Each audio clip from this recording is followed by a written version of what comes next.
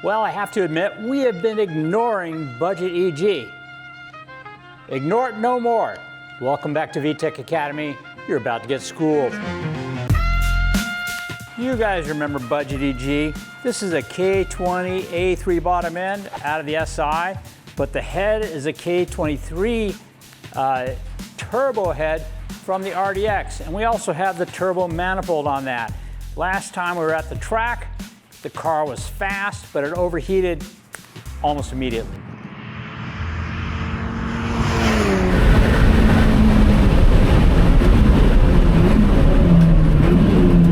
And I want to try and fix that. So I've come up with a strategy. First off, let me show you why it overheats. It's actually kind of interesting the way the RDX head and turbo manifold work. So I got one over here. Let me show you how it works. Not my drink. Let me explain what's going on here. This is the turbo manifold for the RDX, and it's aluminum. You're probably thinking, what? Say what? Yeah, aluminum. Not only that, it has these holes back here. These are water passages. That keeps the manifold from melting, keeps the temperature down, and unfortunately, that also happens to superheat the water. That doesn't work for me. What we've been finding out is if we drive it around kind of like a normal person, the car works great. If we get on it hard, this superheats the water, car overheats almost immediately.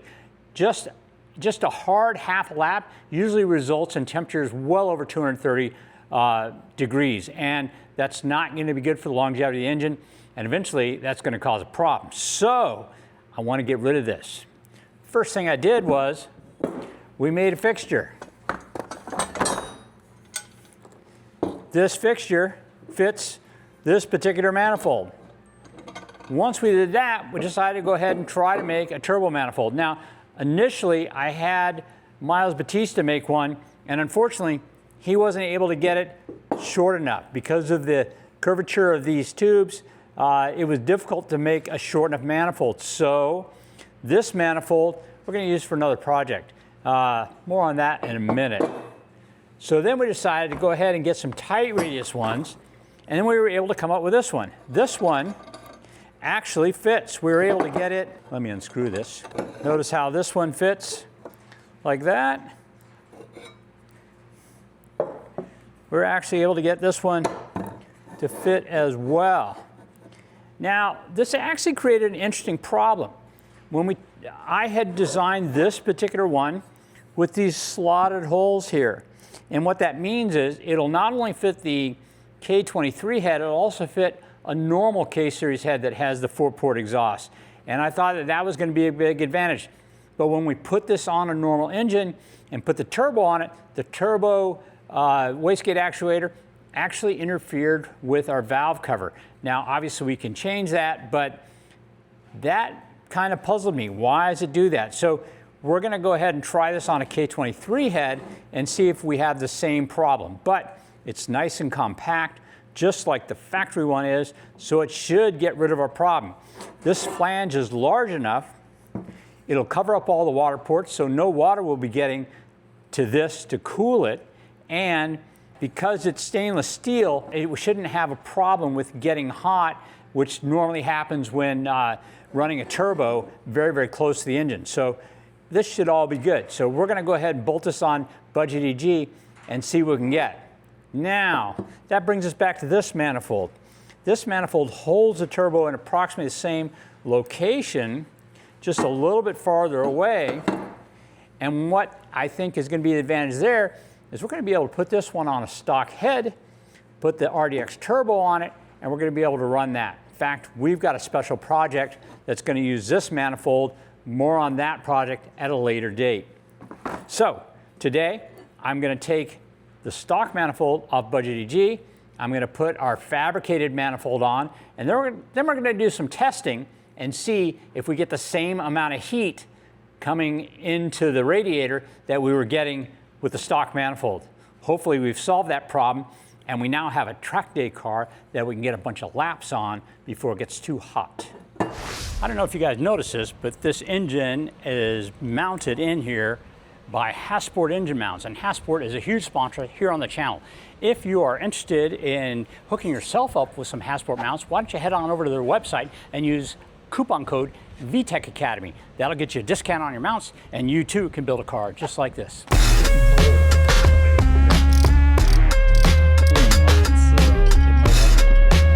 Well, that's we got the information we need. It totally fits. Earlier, when we had this on a manifold over at the other shop, this turbo didn't fit.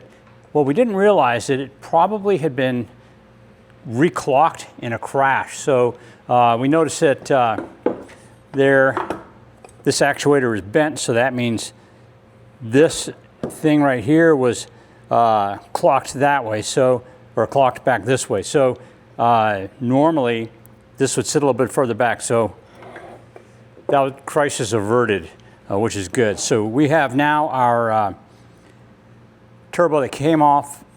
We have now our turbo that came off the car. We had to make some modifications to it though. So if you look right here, this is the wastegate actuator. When we bolted up the manifold to this, what we found was we had a problem with it touching right here in this high spot. Now, if we decide to go forward and make something that we're actually going to sell, I'm probably going to space this out barely. That would be for use with like normal K series cars, or with some modification you could use it in RDX. But basically that would free up room for this thing. What we decided to do is go ahead and modify this one rather than change our manifold for right now. So we just kind of routed around this lump with this kind of extravagant bend right here. So now it doesn't touch. And we have full wastegate actuation, so we should be able to put this thing back together and give it a test. Remember, we're trying to get rid of our water ports that we have here with our solid flange so that we can keep the heat of the manifold out of the coolant, keep it cool. So we're gonna put this back on and try to fire it up. So now that we've got this modified, we are going to go ahead and bolt this all back together and take it for a little test drive and see if we have fixed our heat problem with the K23 hybrid head.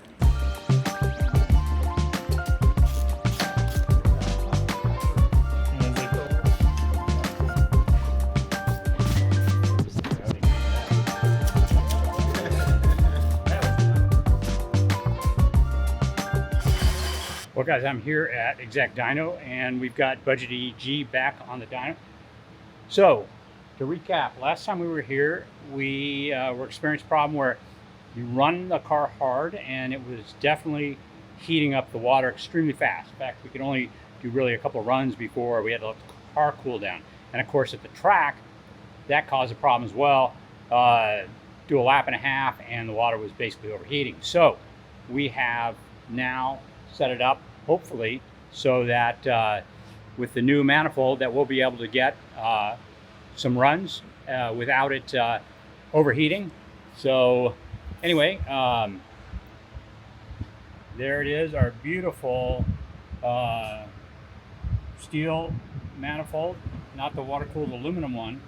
And we're going to take it to the dyno and see what happens, see if it works. Wouldn't that be nice? This is kind of what I'm going to call a do or die situation for this particular setup. I think this setup would be good on not a race car, and it may wind up going to not a race car if it doesn't work like this. So we're going to give it a shot. All right, first fire up. Well, it's only 103. This door wide open, so at 103 temperature is we're probably only in the high 90s inside the building, but still, warm day, warm for a turbo. We'll see what happens.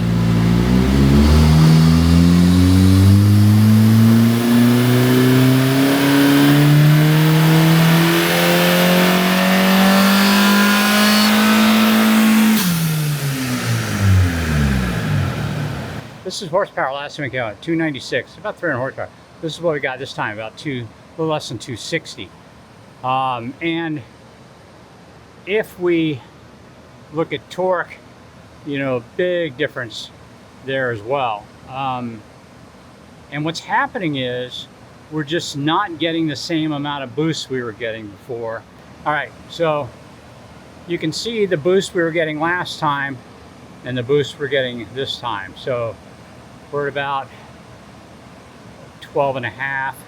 Before we were up here close to a little bit over 18. So that's stinky. Why is that? Is it related to our manifold not having enough volume? Is it the log manifold problem? We're gonna have to do a little more investigation, see if we can't solve this issue. Disconnected the wastegate. We'll see what happens.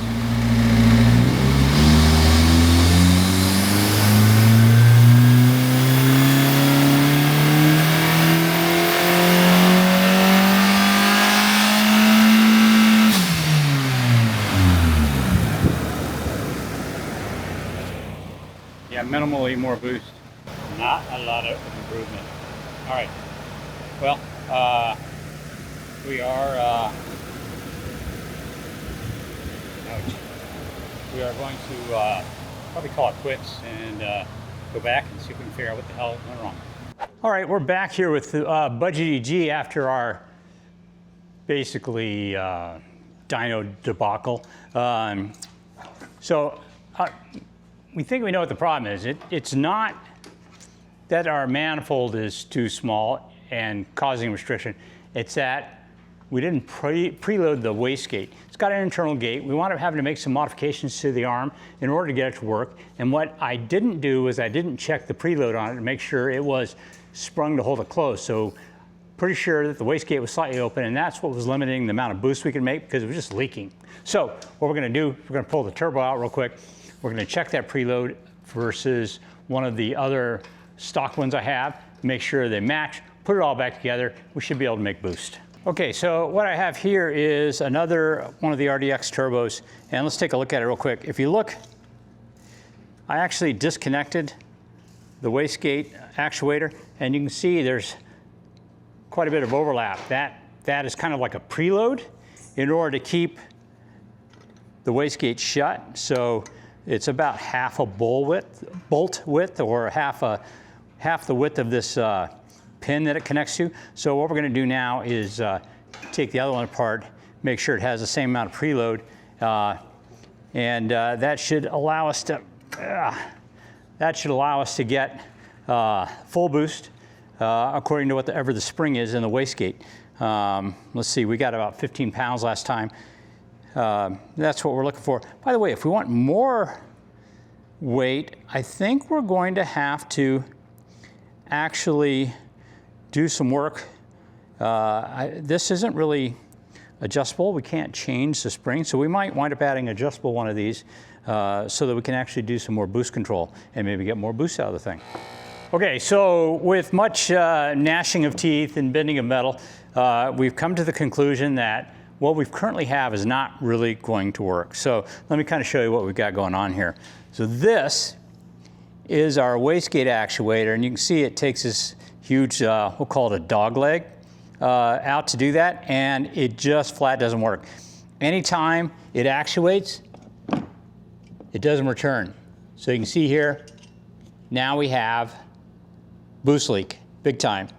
So the solution is going to be get an actuator that's acting on that in, I wouldn't call it a, well, more or less linear to the movement of it. It's not exactly that, it's more like perpendicular to the lever at midpoint, but we need something that's gonna operate it from here. So I'm now gonna go look for another wastegate actuator, get it set up so that it's, make a new bracket so it comes out over here. We should have room for all that. Yeah, it's going to be low on the engine. So that's the next step. In order to get this little thing to work is we're going to find a new actuator that we can do that. I mean, I suppose we could use this one. We could chop it off and rejigger it so that it was linear and then make a new bracket for it. Maybe we'll do that. But the reason I like getting a new actuator is we can get one with vacuum on both sides, or ports on both sides. We can actually use boost control. We opted with this aftermarket tile wastegate actuator and just made our own custom bracket to relocate it in a more optimal location for it to work properly. And with doing it tubular and having to be able to fit everything in there properly, it just became too much of a tight space. So we had to make some modifications to it to fit it all in there. But with this new setup, we can also, we were limited on 15 PSI with the factory actuator. And with this one, we're gonna shoot for 22. All right, we're getting ready to reinstall the turbo with our new wastegate. This wastegate, by the way, will be capable of 22 pounds, although right at the moment, I don't have the other spring I need for that, but still, it'll be over 15 pounds for right now, which should get us back to where we were before. And again, we want to test our manifold to make sure it's not causing the heat soak problem. So steel manifold, everything's been modified on this to work the wastegate properly this time. And so we're gonna put it back together, and if everything looks good, we'll take it to the dyno.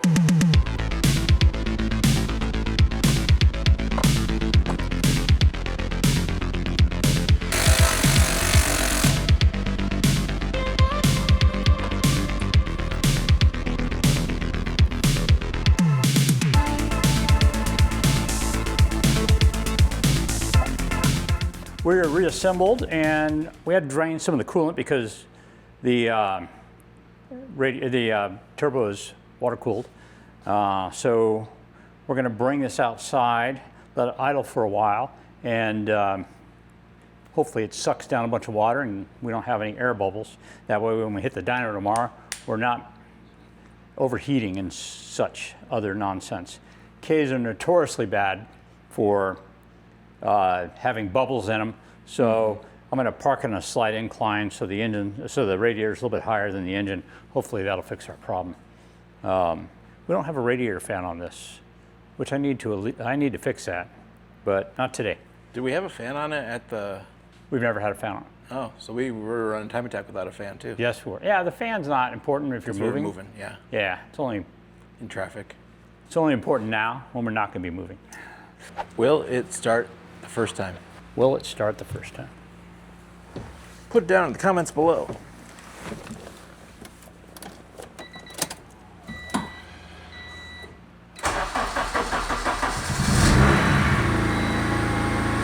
Like a Honda.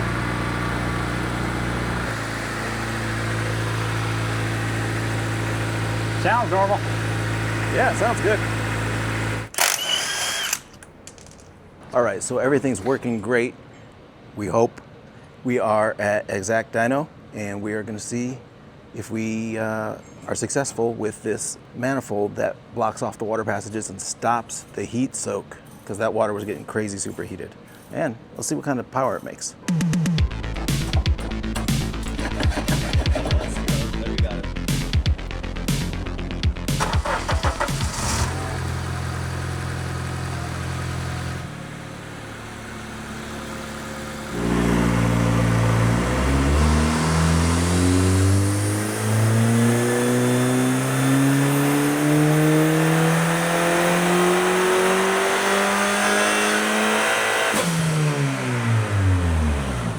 Engine coolant temps 183, yay. So it's working? It's working. Last time we got 11 and a half, this time we got 15 and a half. So the wastegate problem is solved. That's a 16-pound spring, so we're probably right there at the spring. If we go to the 22-pound spring, that should be quite a bit better. So now the question is, what to do next if everything works out. It seems like it's working because we're getting 184 degrees of coolant temps. Before we would just spike it on every run. So we have about 60% ethanol in this particular mixture. So he's going to be tuning it based on that 60% to see what kind of boost we can put to it without detonation.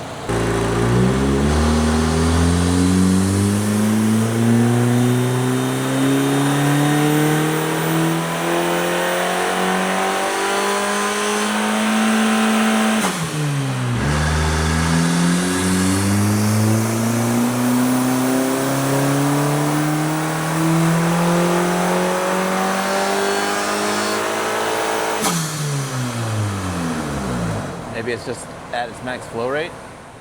That's possible. That may be all the turbo is capable of. It might be contemplating quitting right now. I don't think it's contemplating quitting so much as it's just like, Out of that's all I breath. got. I give up, man. I give up. I'm giving it all she's got, Captain.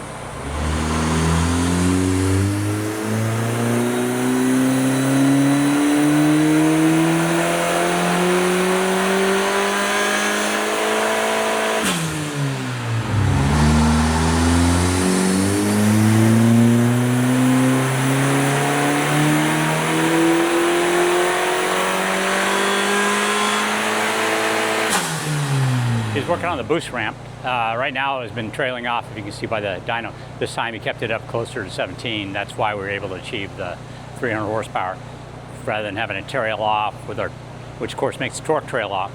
He was able to keep it more consistent. So we didn't make a lot more torque, we just made it for a longer period of time, and that's what did the horsepower. It's widened the power band. That too, that too.